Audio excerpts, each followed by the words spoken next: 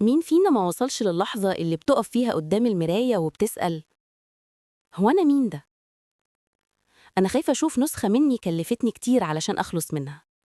بس الأهم إنك لازم تعرف التغيير الحقيقي مش بيجي بالتدريج.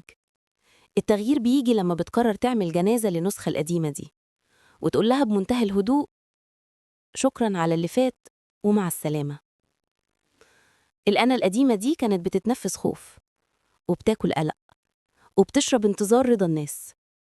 كنت فاكر إن التمسك بيها هو اللي هيخلي الناس تفضل جنبك، لكن الحقيقة إن التمسك بيها هو اللي كان بيخنق روحي وبيخنق أي فرصة للسعادة بجد.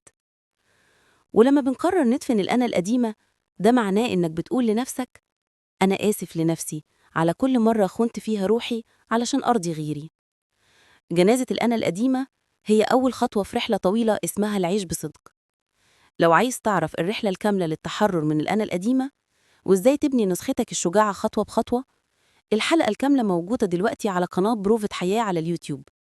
ما تنساش تكتب لي في التعليقات إيه هي الصفة اللي قررت تدفنها وتريح نفسك منها، وممكن تبعت لنا رسالة على فيسبوك أو إنستجرام بروفة حياة لو محتاج تقول الكلام ده بصوت أوضح.